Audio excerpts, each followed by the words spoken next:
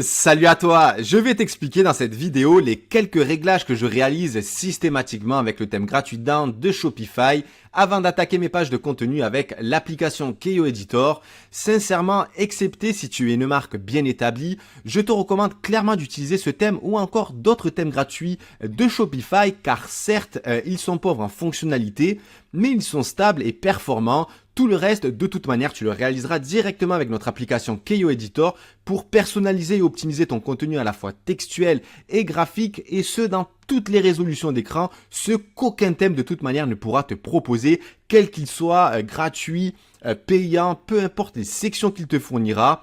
Et pour que tu comprennes un peu ce que je veux te dire, je vais rapidement me rendre donc dans la boutique démo fulgurante, donc dans cette page par exemple, et tous les éléments qui composent cette bannière, tous les blocs de contenu au-dessus du bouton Add to Cart, en dessous du bouton Add to Cart, tous les éléments qui composent cette bannière, donc 4 sections, celle-ci ainsi que celle en dessous, donc elle est bien fournie cette page, l'accordéon, toutes les sections et le bloc de contenu sont réalisés avec l'application et sont entièrement personnalisables et surtout optimisés dans toutes les résolutions d'écran.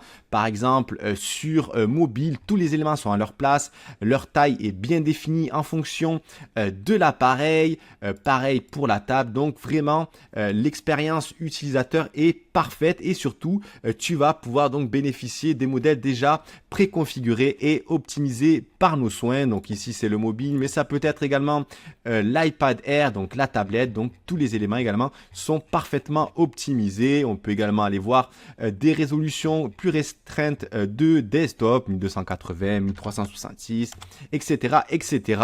Et je ne me parle même pas de toutes les autres fonctionnalités où tu n'auras même plus besoin de logiciels de design grâce au modèle d'image déjà préintégré dans l'application. Et tout ça a été réalisé avec le thème gratuit Down. Donc c'est parti, je me rends dans le back-office de ma boutique démo et je vais me rendre donc dans l'éditeur Shopify du thème Down. Donc ce que j'ai fait seulement dans cette boutique démo, c'est que j'ai ajouté 4 produits donc que tu peux retrouver dans une de nos boutiques démo, donc Kernel. Donc on a utilisé tout simplement, j'ai intégré des produits qu'on avait déjà travaillé de notre côté. Donc c'est simplement 2 portefeuilles et 2 sacs à main, je crois, enfin du moins un sac à main et un portefeuille, donc avec 2 couleurs, donc qu'on va retrouver dans la page d'accueil par défaut.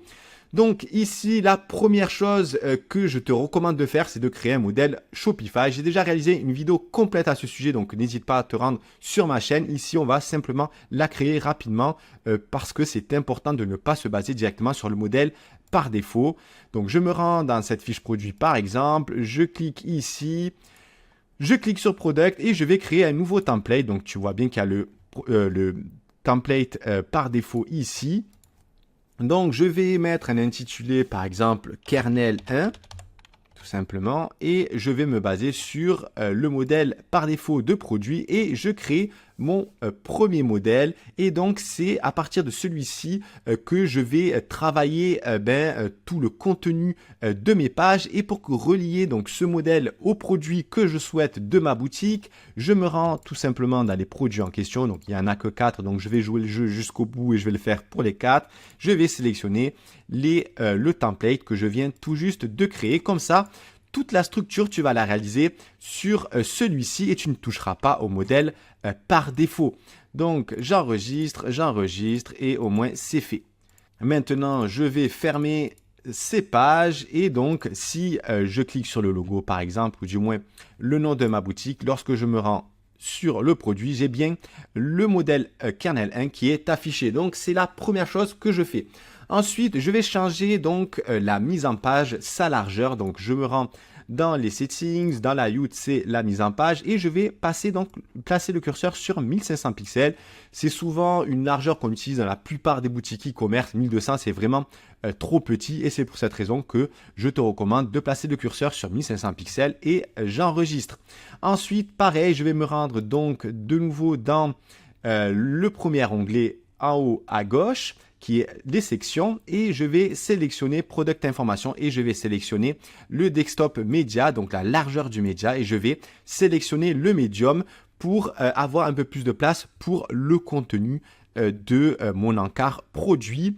Et en bas, je crois que généralement, je mets un 36 pixels, même si après, je suis amené à ajouter également un peu plus de padding, donc d'espacement, mais ça, on le verra un peu plus tard lorsque je réaliserai une vidéo à ce sujet. Et j'enregistre les modifications et ensuite, j'ai un petit code CSS à te proposer que tu peux récupérer dans la description de cette vidéo. Il va permettre en fait de... alors, je vais te montrer ça plus directement sur...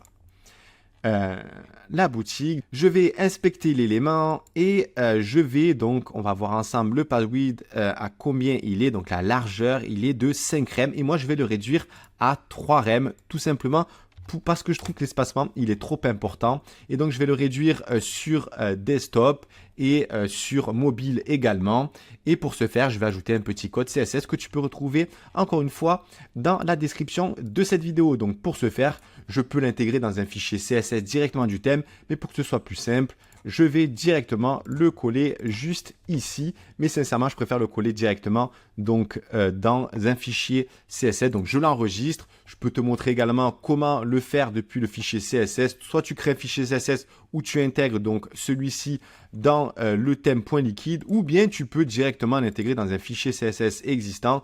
Fais juste attention lorsque tu mets à jour ton thème de bien le réintégrer. Donc ici, je vais prendre le fichier par exemple principal, base.css et tu peux aussi coller le code donc juste en dessous de cette façon et enregistrer. Donc voilà en ce qui concerne les deux façons d'intégrer le CSS que je t'ai fourni et je vais enregistrer. Donc je l'ai fait et j'ai gardé donc le nouveau espacement, donc le nouvel espacement que j'ai mis à gauche et à droite. Donc, c'est le seul code CSS que je vais intégrer en tout cas pour la gestion de la mise en page. Et enfin, je vais réduire le header.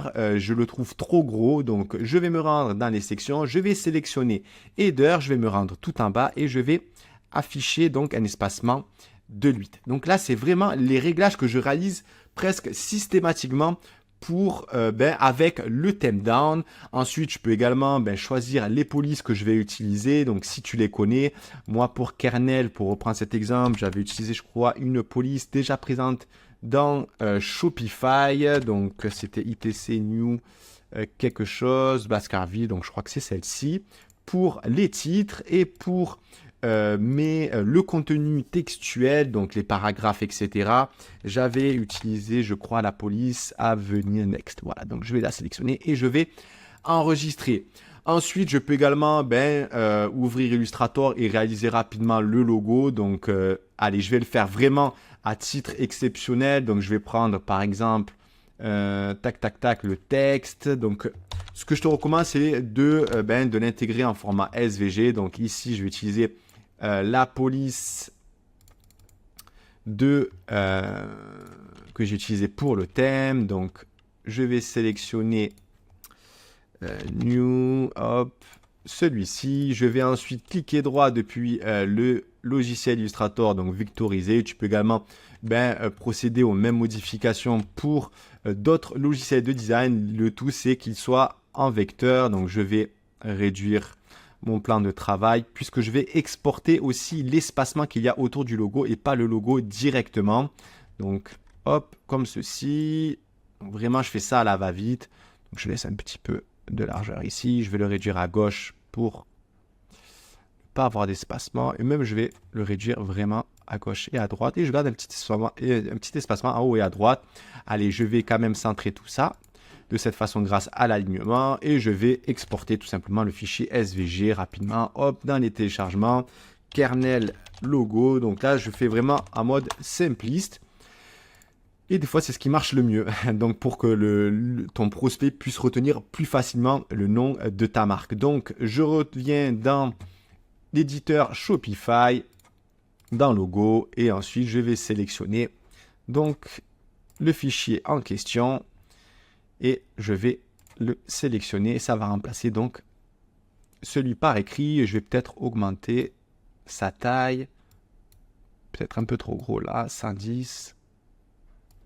Je vais laisser à 90. J'aime bien quand c'est un peu petit. Voilà, donc c'est nickel. On va voir sur mobile ce que ça donne. Parfait. Et je vais enregistrer.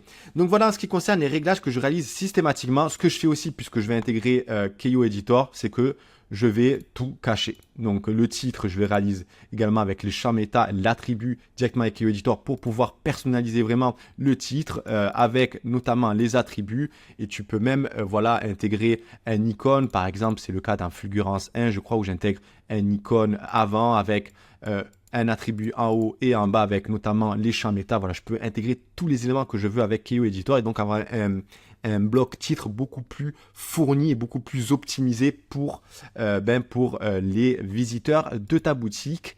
Donc ici c'est OK, donc je vais tout désactiver. Aussi bientôt avec Keyo Editor on va proposer le Add to Cart, donc voilà. Description, donc on va pouvoir vraiment intégrer le prix à l'intérieur, ce que je te recommande pour une meilleure optimisation, pareil pour la quantité si tu en as besoin, etc. Mais généralement, je le désactive et dans bouton, ça dépend encore une fois du produit que tu vends, donc voilà, ça dépend vraiment de la thématique des produits que tu vends. Est-ce que tu actives ou non le bouton dynamique? Voilà, donc ça dépend. Moi, généralement, je pars comme ça. Donc, tu peux laisser le prix si jamais l'option n'est pas encore présente parce qu'elle va bientôt sortir. Donc, voilà en ce qui concerne tous les éléments du thème Shopify Down. J'espère que toutes mes explications ont été claires. Encore une fois, tu peux récupérer le code CSS dans la description de cette vidéo. Et si jamais tu as une question, n'hésite pas encore une fois à l'intégrer en commentaire.